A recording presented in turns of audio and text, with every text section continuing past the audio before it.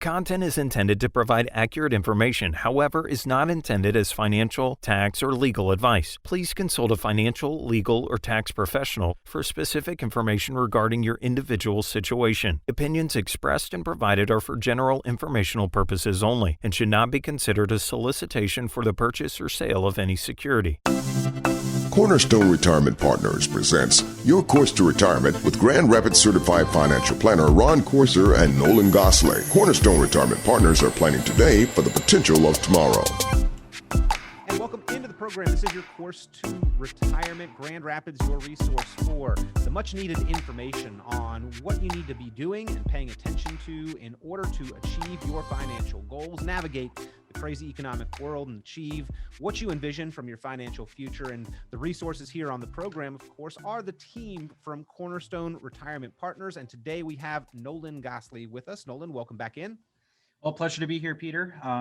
Thank you everybody again for joining in, listening to us a little bit today. Hope everybody's having a safe and happy 4th of July weekend so far. One of the things that we always try and do is teach people a little bit more about independence, not necessarily the type that we're celebrating this weekend, but financial independence. So as you're celebrating, as you're listening, we hope that you can get a little bit more information today. It's of course a pleasure to talk to everybody today. Isn't that the truth, though, Nolan? I mean, the financial independence, that's really what we're all striving for. A pretty appropriate holiday for that. Of course, not the true meaning of the holiday itself, but while we're talking about independence, while we're talking about freedom, why don't we think about our own personal financial freedom? And so much of that is planning for what is next and having, in fact, that solid plan in place.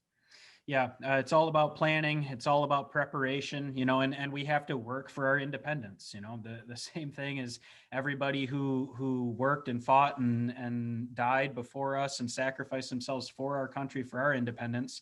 There are some sacrifices that come with financial independence. And so we're always going to try and prep. We're always going to try and prepare. It's as good of a time as any to start talking about it.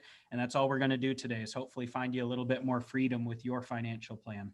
Well, if you've got questions or concerns, if you would like to make sure that you've got that plan that sets you up for freedom and independence throughout your financial future, turn to the team from Cornerstone Retirement Partners. They do put that course to retirement plan together for listeners of this program. And that's the true value of being tuned in. The information is always great, educational, informative, information, entertaining, but the real value is taking that next step and putting this information in action in your specific situation, ladies and gentlemen. So give Nolan Goslee, give the team from Cornerstone Retirement Partners a call and request the time to speak with one of the advisors there, one of the members of the team, Ron Corser, CFP, Nancy Corser, handling the healthcare side of things, Nolan Goslee, the whole team there to help and assist. And they always enjoy and appreciate hearing from listeners to the program, viewers of the podcast.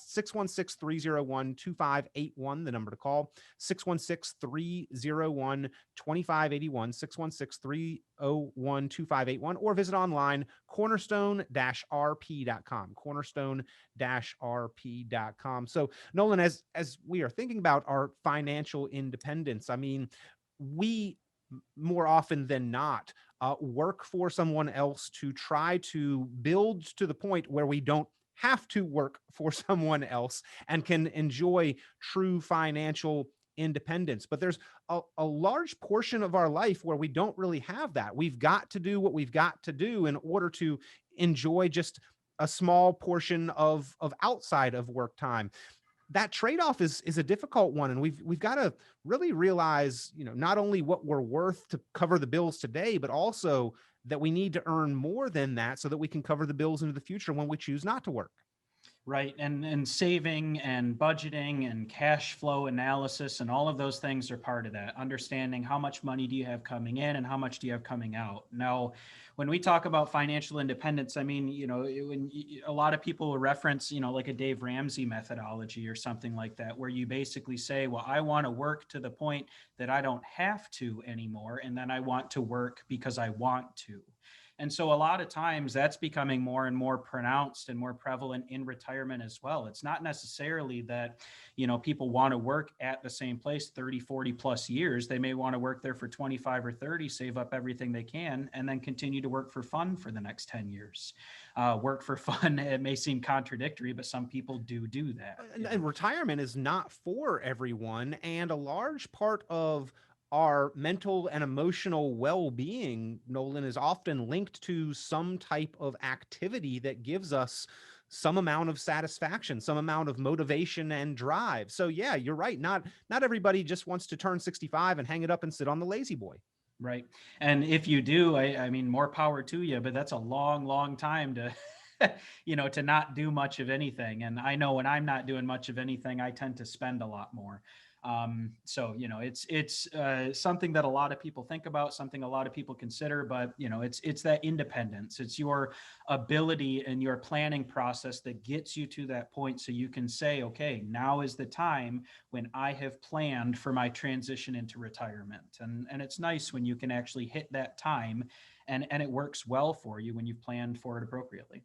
Well, and I think that confidence in the financial foundation is quality of life at that point in time, and even before that point in time during our working career, confidence that tomorrow I'm going to be able to show up at the same job, perform the same task, and get a reasonable income. That confidence gives us quality of life throughout the working career. But after we walk away from the paycheck, that retirement is really about the quality of life that we can build for ourselves. That confidence comes from having that plan in place. And studies and surveys, recent articles are really saying Americans have this wake-up call that we are feeling less and less confident about that phase in our lives. Nolan, do you see that? And do you see reasons why that could be?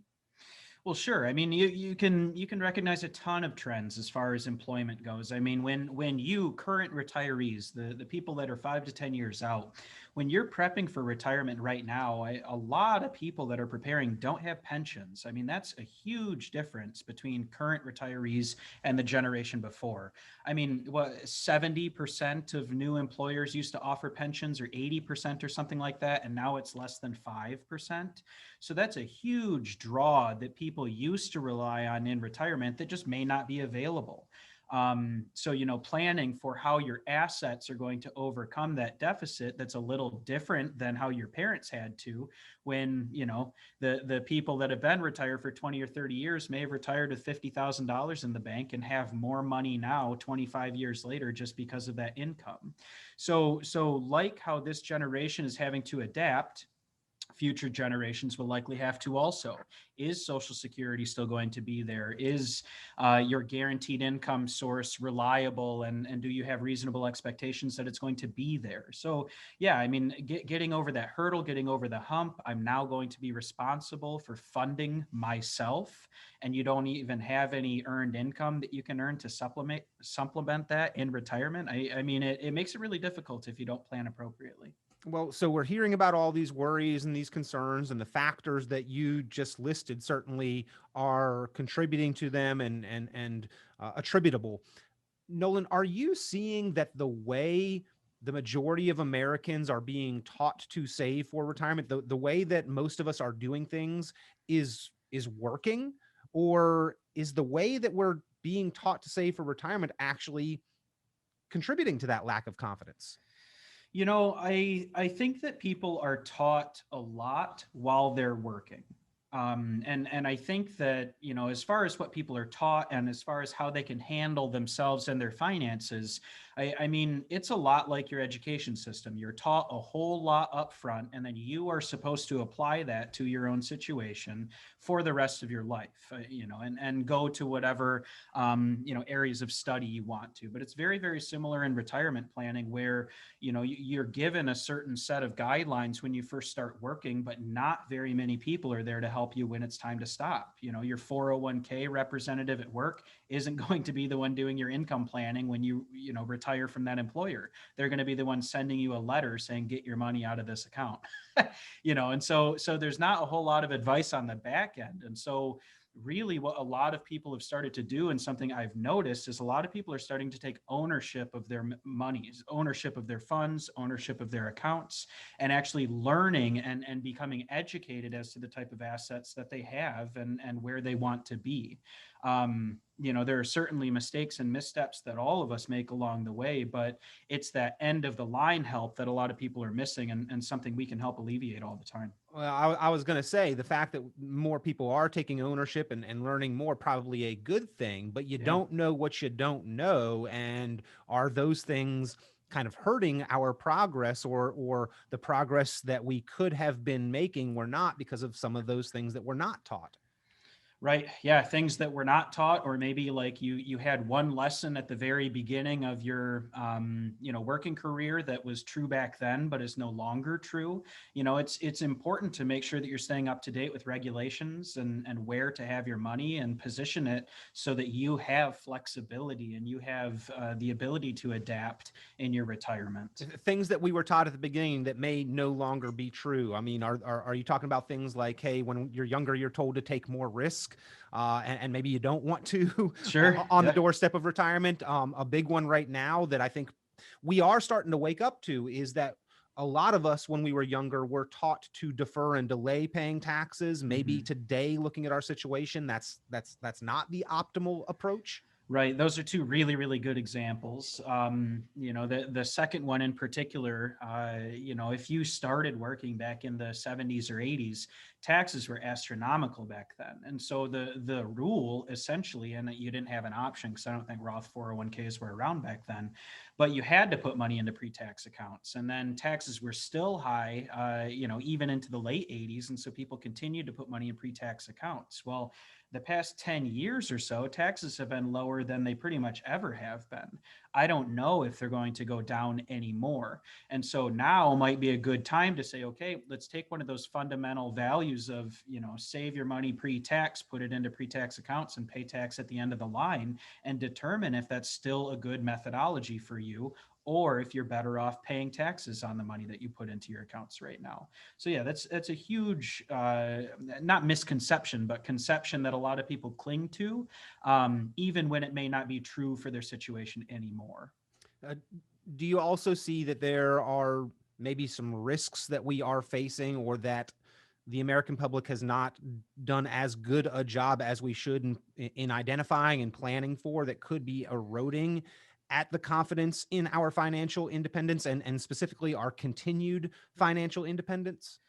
Yeah, I mean, what you need to do to solidify and make certain your financial independence is just make sure that you have income squared away. Going through your retirement and saying, okay, this is how much I need every single month coming into my checking account, being able to, number one, identify that, but number two, figure out exactly where that money's coming from.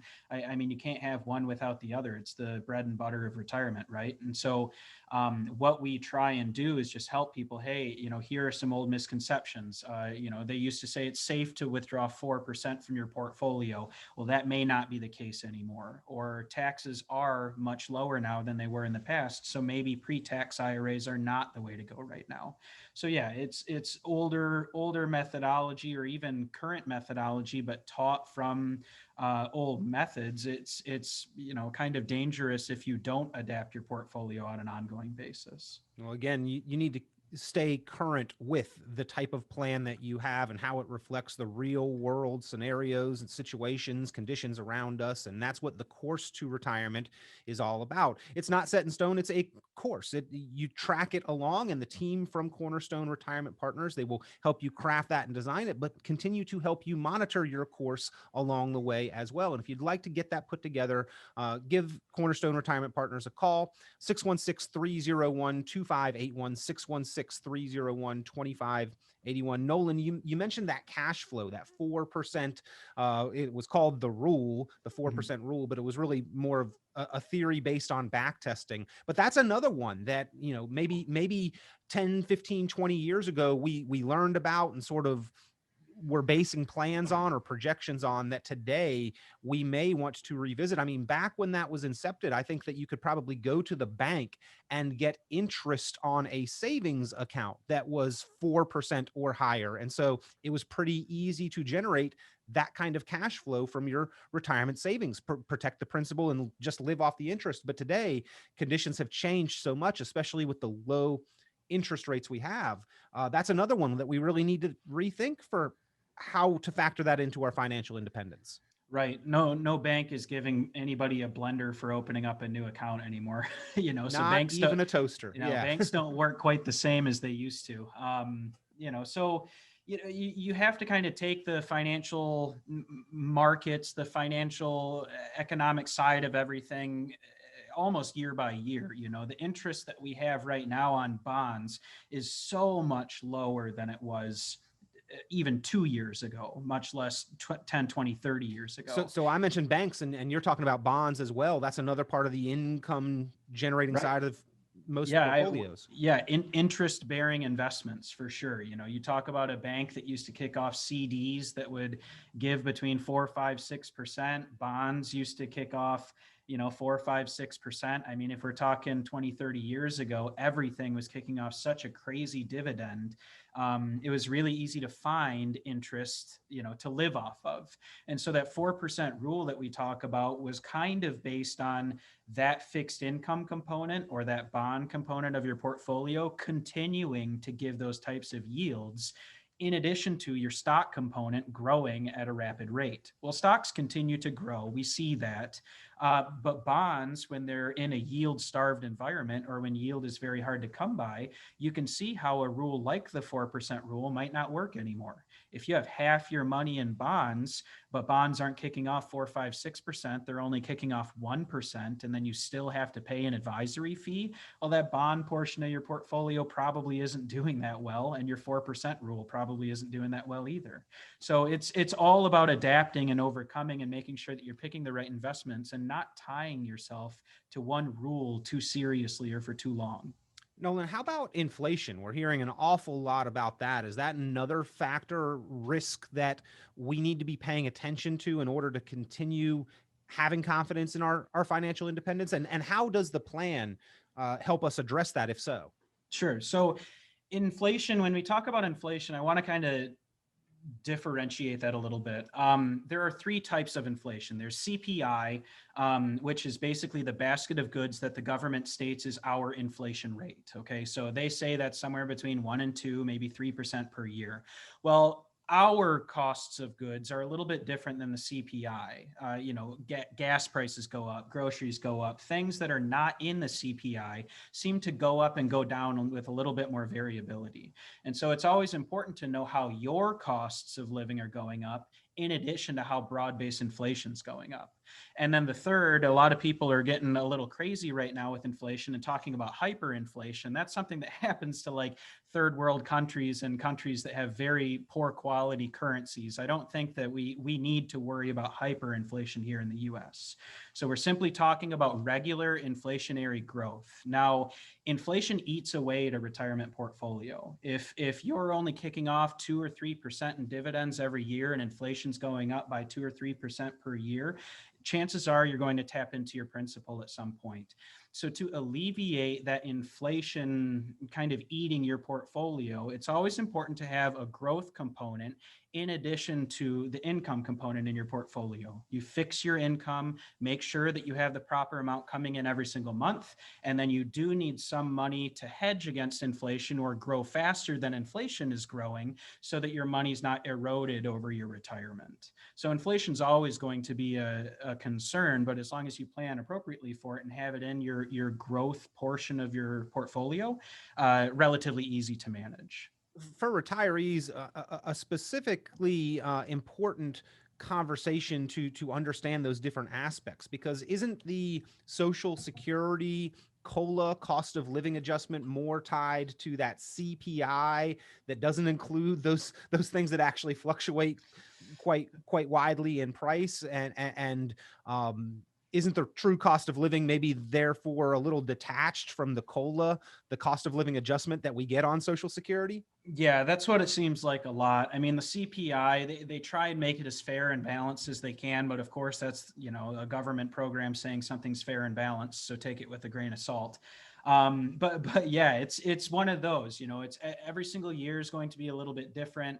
A lot of times when we're running costs of living analysis or cost of living adjustments in our Social Security analysis, I'll usually put it at 1%. I mean, some years it does go up 2 or 3, but some years it goes up 0. I think a lot of times when Social Security is increased, it's used as an excuse to increase Medicare costs. You cannot increase one without the other. And a lot of times the Medicare costs increase more Yeah, than right. the cost of living adjustment, even Right. though it's maybe a smaller number than the total Social Security payment. So we still get a couple extra dollars. The percentage of the increase is larger. Yeah, maybe you get an extra $40 in your Social Security every month, but 30 of it's going to go to your Part B premium because that's more expensive this year. Yep. So it's interesting the way that they do that and the way that that income is considered and classified. It's I don't know, it's strange the way that they link those two things together. But yeah, cost of living adjustment, when I'm doing analyses, I usually suggest a 1% cost of living adjustment in Social Security, because we know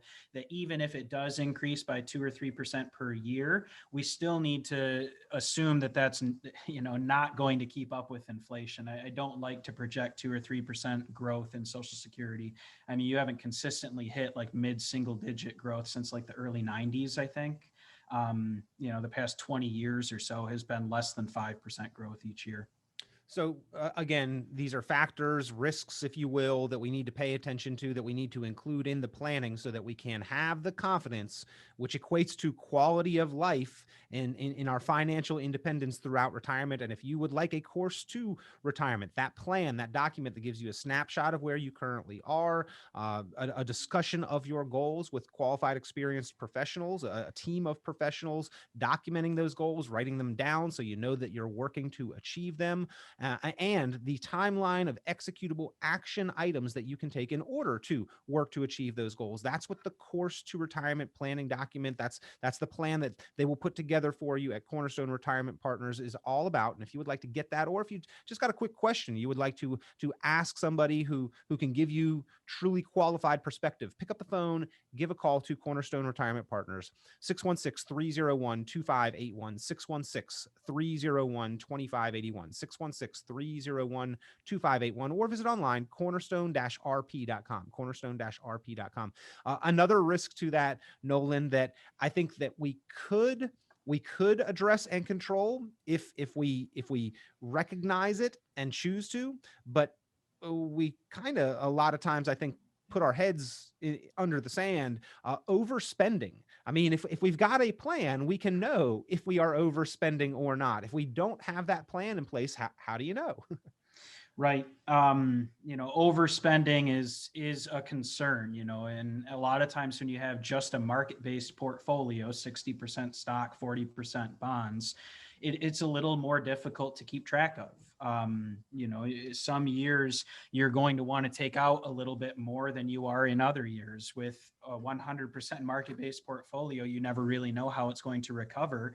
In those years, you need a little bit more. There's a high degree of variability and there's a high degree of uncertainty with plans that are put together in that way.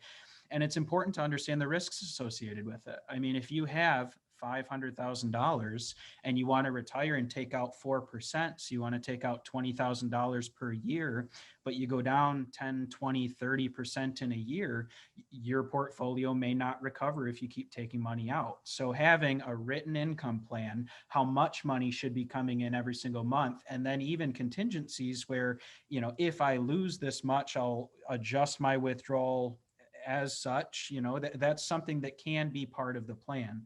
But to decrease that variability, to increase the consistency, that's what we really try and do. You don't want too much of your retirement income to be left up to chance. And that's what we try and eliminate, or at least reduce, with a written income plan. Reduce your overspending, reduce the variability within there.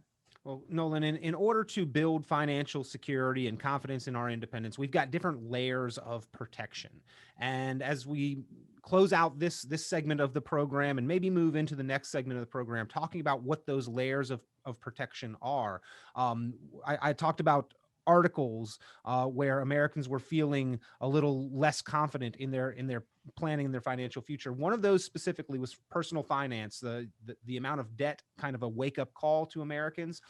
It cited that 41% of Americans had nothing saved for retirement, and only 5% had more than $20,000. So if you're in that 5%, if you got more than 20,000, you should give yourself a pat on the back for that. I mean, I know a lot of people with a lot more money than that don't truly feel confident, but just recognizing where you are in the scope of comparison, I think, a lot of us deserve some credit and recognition for ourselves, saying, hey, we have done a good job. But for those without that amount of personal savings, the paycheck is kind of our only line of defense. The next piece of income is the only line of financial security that we have.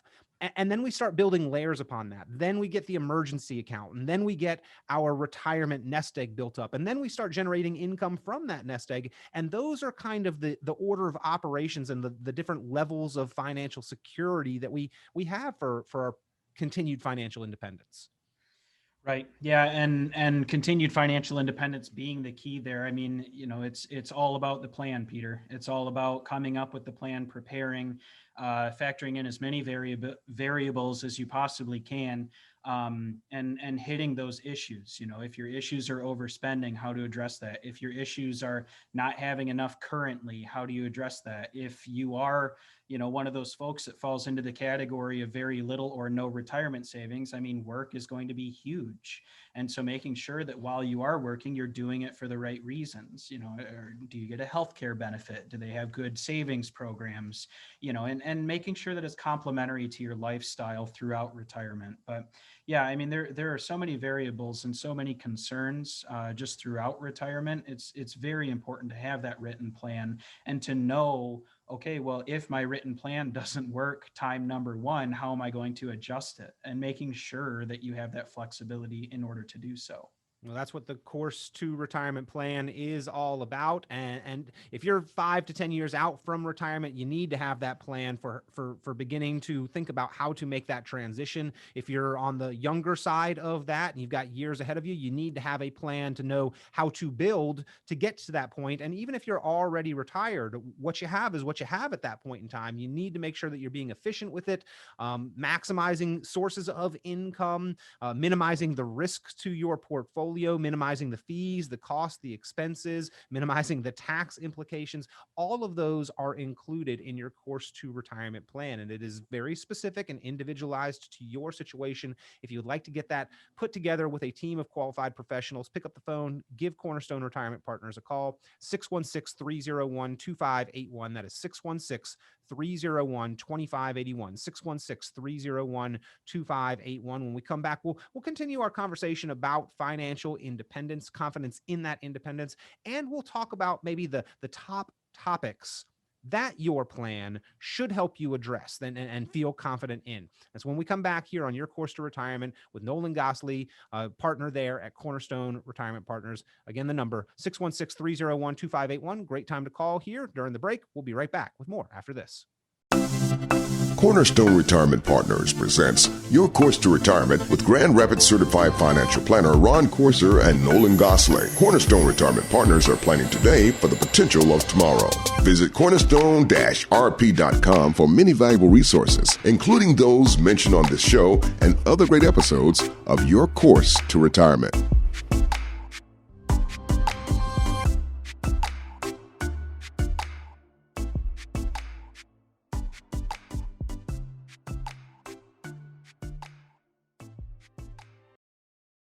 And welcome back to Your Course to Retirement.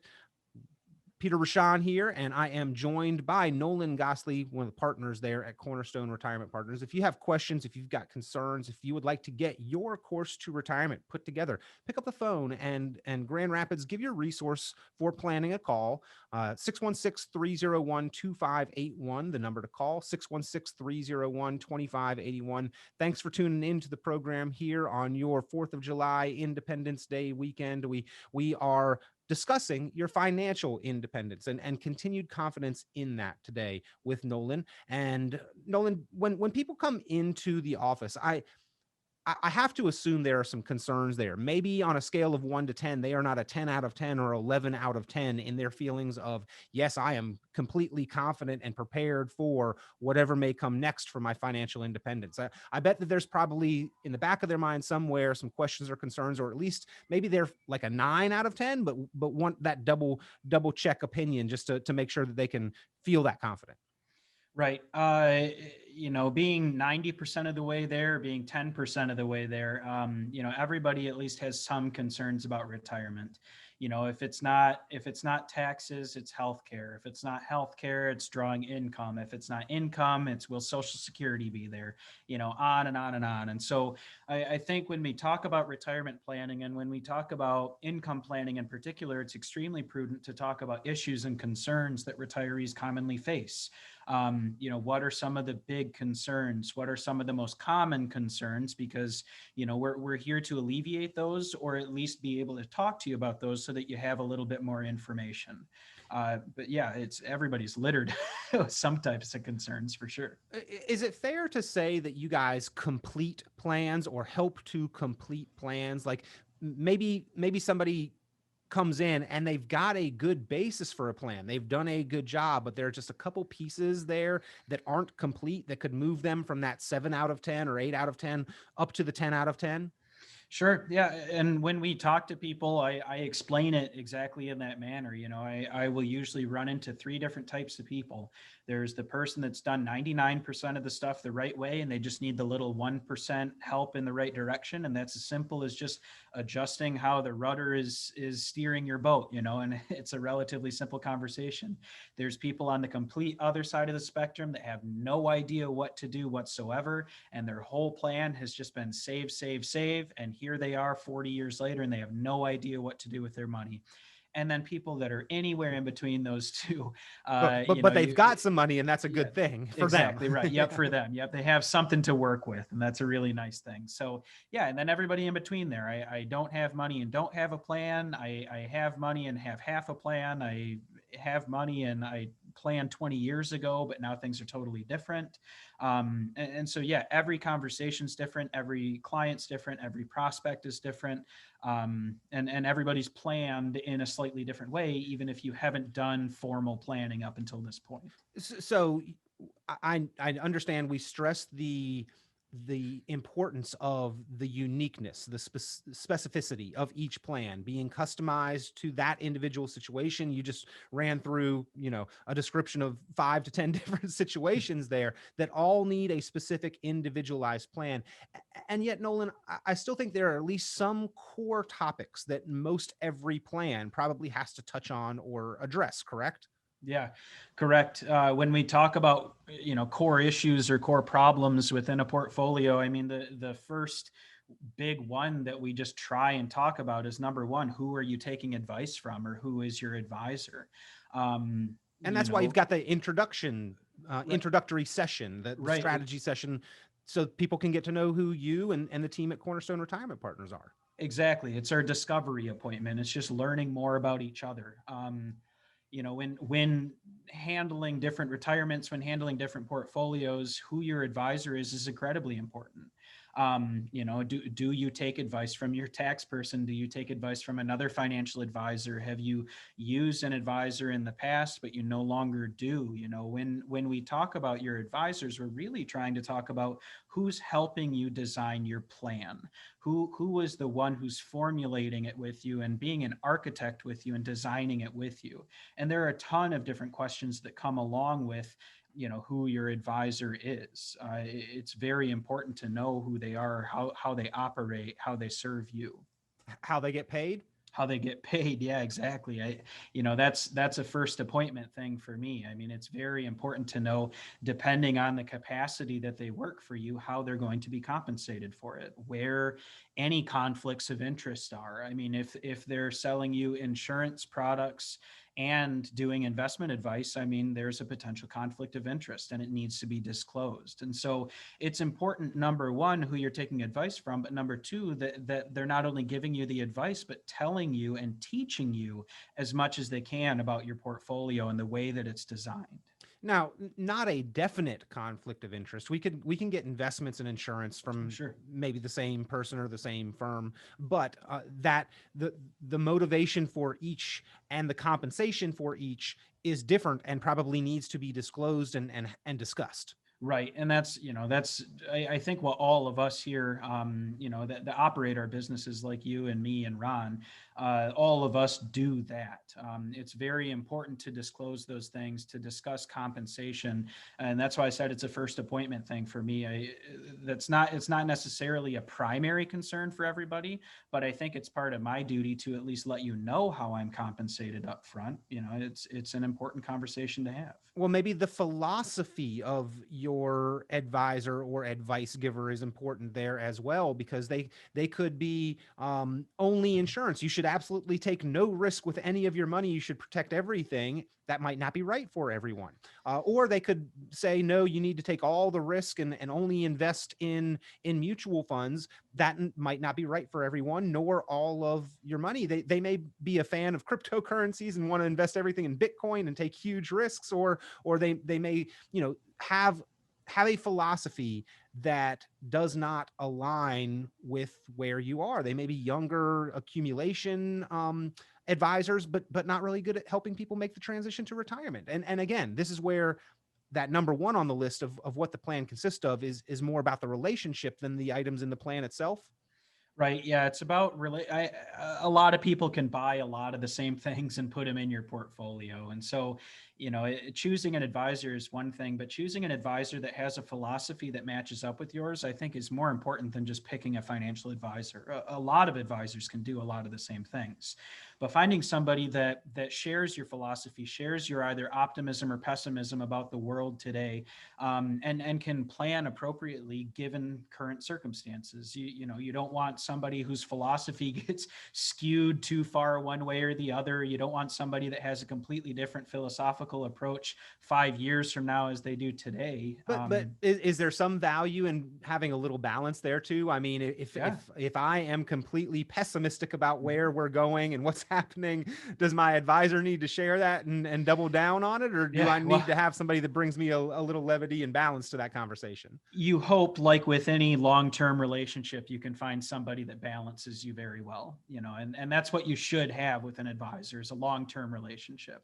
All So right. much like when you're looking for a spouse, when you're looking for, a dog, you want somebody that has a similar personality but complements you. Mhm. And that complement is very important. Not everybody's going to be able to look at money the same way, and you don't necessarily want somebody to look at your money the same way that you do. It's important to have a variety of philosophies to meet a variety of goals, but certainly philosophy is important. How they operate their business, what disclosures do they make? You hit on a big one. Companies that only deal with insurance products. I mean, we have a lot of those around here in Grand Rapids, where they do not operate from a fiduciary standpoint. They do not have to do what's in the best interest of their clients, because they are not regulated as such. And so it's important to know how they're regulated, what licenses they use, things like that. And we're happy to go over that with you, tell you what we operate under and what other firms operate under as far as licensure, because it's important to know what the differences are between them. Well, again, once you've gone through that part of the process and a little bit of interviewing and getting to know each other and making sure that you are complementary or in alignment with your advisor and their philosophies and their perspective and guidance, you get the good gut feeling. You feel it in your gut when you make that good connection. And once you have that down, then it gets into the real part of the planning and those items that are in the plan that are, even though every plan is specific, unique, and individual, those big items that we have to make sure do get addressed. And again, this is part of the process there at Cornerstone Retirement Partners, is that they will get to know you introduce themselves, plenty of information that they will make available to you on who they are, what they do, how they operate. But then they get down to the job of actually putting the plan together for you once they know what your goals are. And if you'd like to walk through that process and get your course to retirement, that plan in place, pick up the phone, give them a call, 616-301-2581, 616-301-2581. But Nolan, you and Ron and Nancy being on the program, y'all stress this a lot. One of the big items that every plan has to address is income. Where's it going to come from? How do we know that the next piece of income, the next paycheck is coming in? Sure. Yeah, this is, kind of another core issue for a lot of people that are going through retirement, going through that transition, is figuring out their income. So when we talk about income, we talk about a lot of different things. We talk about Social Security and making sure that you claim that the proper way, your income versus your expenses, and how much cash in versus cash out you have every single month. What's the difference between your pension and your 401k? Are they taxed the same or not? So on and so forth. So income planning is probably the crux of the whole retirement planning, figuring out where that money is going to come from, figuring out a spending plan. How are you going to take money out of your portfolio? How is inflation going to affect it? How is your longevity going to affect it? So all of these are ongoing concerns with income planning in particular that a lot of people have to adjust before they can move on to any next steps in their retirement planning. We talked in the first segment of the program about how we have been taught certain things, but there's certain information that seems to be missing from what we have been told to do with our money and finances. And to me, this one feels like the big one that has been missing, is that we're told to invest, we're told to save, and many of us do a great job in that. But then we get to the point where we no longer have the paycheck, and now we've got this nest egg that we've built up. Fantastic. We feel good. Congratulations. But we have not received the information and the education about how to use it. You mentioned the income planning and the figuring out when to draw and where to draw it from, that order of operations. I say that and I think back to math class, and there was the "please excuse my dear Aunt Sally," the pedimus, and if you messed the order of operations up, you got the complete wrong answer. For income planning, is there sort of an order of operations that you will help somebody identify of where and how to create that income? Yeah, well, with income planning, it usually takes the same shape regardless of what your situation is. So, you take your income that you need in retirement. So let's say, you have earned income right now and your retirement income is 90% of that. So you take a 10% reduction in income in retirement. Not everybody does that. Plenty of people live on their same income. Plenty of people live on less. We're just going to use that. So you need 90% of your current income. Then you start ticking off the boxes of where your guaranteed income sources are going to come from. So I have X dollars for Social Security at this age, X dollars for my spouse's Social Security at this age, and X dollars for my pension starting at age 65. So then you have to start filling in the gaps. So if you have all this income starting in 63, but you don't have your pension until 65, you may need your portfolio to generate income for a couple years. And so coming up with a plan for, number one, how that income is going to be generated, but number two, how you're going to reduce the risk while that income is going to be generated. And then number three, how you can expect to recover on the other side of it, as long as you plan to recover your assets on the other side of it. So yeah, it takes on a very similar methodology person to person. It starts with how much you need, you fill it in with how much you have guaranteed, and then you try and shape your portfolio to fill in the gaps of the remainder. And again, not something that is set it and forget it and do it one time and we'll just pull money out of your 401k as you need it. No, it's something that along the way we need continued guidance on, because when that money reverses direction, it's different mentally and emotionally, but it's also different as far as the stresses, the strains, the risk on the portfolio. I mean, we have done a complete change in behavior and maybe expecting the same results of continuing to have financial confidence when the money has done a complete 180 and changed directions. It is not going to be done without that plan in place. And that's why I think this one is one of those big topics that needs to be addressed in really everybody's plan. Yeah, that's why we talk about income planning so much. It's pivotal to retirement planning. It's the core of it. If you don't have an income plan and if you don't know where your next dollar is going to come from, then you haven't really done retirement planning at that point. You've just simply picked investments. Yeah, well, and that's number 2 on the list, right? We've to make that financial progress, we probably need to double check on our investments. Another core issue that probably every plan does address in some fashion. Yeah, a lot of times, plans do address this. I mean, almost all plans will address investments because that's where any advisor will make their money. I mean, that's where they'll spend the majority of their time is on investments. Now, we spend a good amount of time on investments, but a good amount of time on income planning and some of these other areas too. We consider investments to be a piece of your retirement planning. Not to say that it's easy and not to say that it takes a back seat, but as long as you invest within your risk tolerance and you do appropriate planning on the back end, most times your investments should abide by your rules that you set in place. I mean, that's why you use historical data. That's why you use historical average returns. Now, it's important to know that the investments that you have today are not the investments that you might have a year from now. A lot of times with my clients, it's all about, these are your investments in aggregate or all of your investments. And now you have some investments for the short term, some for the intermediate, and some for the long term. This is why we divide it up as such. And this is how your investments are divvied based on your goal for those pots of money. So yeah, investments become incredibly important, but understanding why you have assets in certain investments is much more important than understanding the investments themselves and everything that goes in between them. Now, once we figure that part out, the team there at Cornerstone Retirement Partners, you guys do handle helping to manage those accounts and figuring out when to maybe move or shake or react or rebalance. All of those things are part of the services with the investment part of the plan. Exactly right. And it takes a variety of different shapes and sizes. We develop some of our own portfolios here in the office that Ron and I will go back in and adjust every month or two, depending on prevailing market conditions. You have some investments that you purchase once and you never ever want to touch them again. And so there can be very actively managed, there can be very passively managed, and everything in between within the investments. It's understanding, number one, what they're designed for, number two, how much they cost you, and then number three, what are the risks associated with them.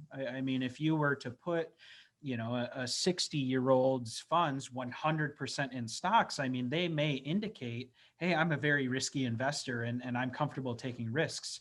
But then you have to say, okay, you're 60 years old. So if you want to retire at 62 or 63, but your portfolio goes down by 50% over the next year, Right. is that okay? And most will say no. And then you say, okay, well, if it's not okay, why would you be invested in that way? And so it's 1 year later, you're meeting with that same individual and the market has taken a big correction, 50% down. right. Well, how much are you willing, or can you stand losing? Maybe put a different perspective on that question of, how risky are you as an investor? Right. And instead of a 6 or 7% rate of return, which is what everybody wants when they choose stock portfolios, you now need a 80 to 100% return over the next 12 months to make your money back before you retire. Right. Which, I don't know how much riskier you can get than a 100% stock portfolio, but then you have to get even riskier to make that money back. So it's kind of like a tailspin going down. Once everything falters in a market-based portfolio, it just becomes a little harder and a little harder to get back over the hump every time. All right. Well, getting to know your advisor, your source of advice, their philosophies, the tools that they use, looking at income, looking at investments. Are there other major items that really every plan should take a look at and address? Sure. We will get to as many as we can today and talk about them in as much detail as we possibly can. But the few remaining, I mean, we always talk to people about taxes. One of the reasons that we set our business up in the way that we did was to talk about healthcare with people. And then the last concern is legacy planning. So how are my assets going to move to the next generation or the generation after that? So yeah, if we want to start on taxes and try and get through these as best we can in the remaining time, that would be great. When talking taxes, what do we need Yeah. to consider, and how is this unique to every situation, yet something that is talked about or addressed in every situation? Right. It's unique to every situation because everybody has their money divvied up into different buckets. When we talk about taxes, we talk about your tax buckets. You have one bucket that's pre-tax, so that means you're going to be paying tax later on it. You have some money that's taxable every single year, and then you have some money that's never going to be taxable ever again once you put money into the accounts. And so when we talk about taxes, it's important to know a couple different things. Number one, how your money is organized in those three buckets. Now, we talked about traditional retirement planning and asset planning. If your money is all in pre-tax 401ks, then almost all your money is going to be in one of these tax buckets. And that's usually a little bit of a red flag for me, because if I see 95 to 100% of your savings all in one bucket, what happens if that bucket is then treated unfavorably from a tax standpoint down the road? Most times this is pre-tax money, traditional IRAs and 401ks. We talked about taxes going up in the future and taxes being very low right now. So if 100% of your retirement savings is in pre-tax buckets and it's all going to be taxed later, you should probably have a plan for maybe not moving all of it, but for moving some of it so that you have flexibility down the road. Move it into another bucket, figure out the best way to do so, and then come up with a plan for the next 5 years. Because I don't know if you're of the same opinion I am, but with stimulus money and with government debt comes increases in taxes. At some point, we're going to have to pay for this. So figuring out, how you are going to pay your taxes is very important, kind of to link back on the investment talk for sure. But managing those, I mean, there are ways to sort of transition dollars from one bucket to the next. And right now, if we're saving in that tax deferred bucket, or if we've already got a large balance built up in that tax deferred bucket, 401ks, IRAs, 403bs, TSPs, all of those that say, we earned money and didn't choose to pay tax on it when we earned it. We saved it for retirement without the tax. Now is the time maybe to look at those strategies to transition from one bucket to the next. Yeah, it's always a good time to look at that. I don't think that it would be more prudent in any year than it is right now. To look at it, not to do it necessarily. To look at it. To look at it. Yeah, to look at it. I think that everybody should at least look at it. Because I mean, when you talk about tax brackets, effective tax rates, you just have to know how much you're going to pay on your next dollar of income. Well, if you're going to pay on that income anyway, and we're in very low tax brackets right now, it's a great opportunity to reposition some money and make sure that you just have the flexibility to take money out of one or two different accounts, as opposed to just one. And then you're really stuck between a rock and a hard place. If you have a big expense down the road, you're just going to be, taxed to high noon, all day, every day. If the only source you have is to pull it out of those tax deferred accounts. Yeah.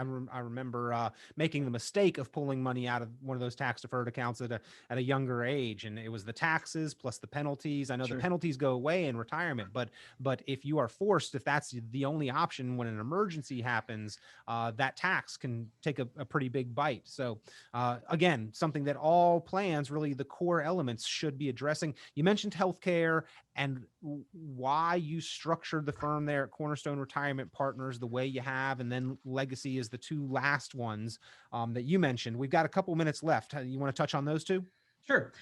When we talk about healthcare, healthcare is a concern for most people in retirement. Most times it's a concern because you don't understand what Medicare is. I mean, I would be concerned if I didn't understand my healthcare also.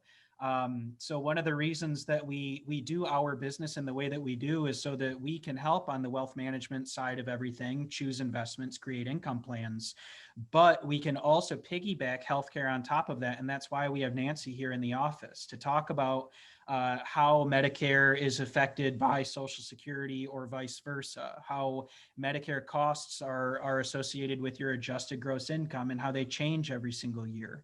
So understanding healthcare and understanding the need for healthcare in retirement is very important. And then to talk about healthcare, you also have to discuss long-term care scenarios. So if at any point in time in your retirement, you anticipate needing a facility, which a lot of people do need a facility, you have to have at least some sort of a plan for how you're going to pay for it, whether it be out of your own portfolio or whether you buy an actual policy to handle long-term care. It at least needs to be part of the discussion. And that's looped in with healthcare almost all the time, because long-term care facilities are basically full-time healthcare. Mm-hmm. And transitioning nicely into the legacy certainly would affect, even during your lifetime, kind of the lasting legacy. If it's not financial, it's the memories that you leave on others, on how well you have maybe prepared yourself and therefore protected your family against those healthcare related expenses. Right. And legacy planning is crucial. I mean, even if you do something so small as just writing down where all of your important documents are, that can be legacy planning for a lot of people. And we give everybody a guide for something like that because it's important just to do.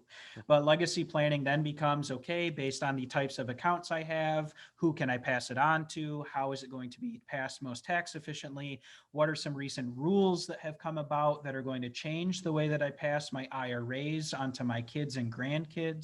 And so, yeah, legacy planning kind of wraps it all up to say, I've done my income planning. I know how my investments are structured. I know how I'm going to be taxed. I know how I'm going to pay for my healthcare. Now I need to know how all of this is going to pass on to the next generation. And have I done planning effectively enough so that my legacy plan can actually go through? Let's avoid some probate. Let's make it so that my kids and grandkids don't have to pay $5,000 to $10,000 just in court fees to sort out my estate. Yeah. Nobody wants to do it. They may love you, but nobody wants to do it.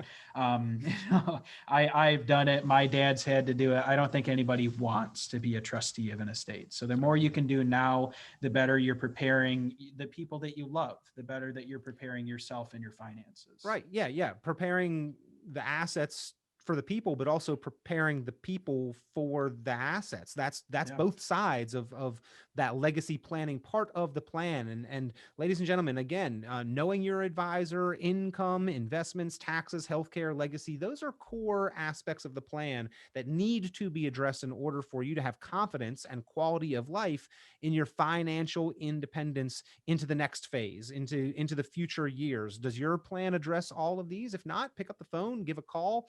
The team from Cornerstone Retirement Partners would be happy to help you formulate, construct, and get that plan in writing with the Course to Retirement Plan. 616-301-2581, 616-301-2581, 616-301-2581, or visit online, cornerstone-rp.com for Cornerstone Retirement Partners. Grand Rapids, your resource. And Nolan, we always appreciate your time spending it here, sharing your guidance with the savers and investors across and around Grand Rapids. Well, it's been a pleasure as always. I look forward to talking to everybody next month. And of course, this weekend, have a great rest of your holiday weekend. Enjoy the 4th of July festivities. Be safe out there. And we look forward to talking to you next week.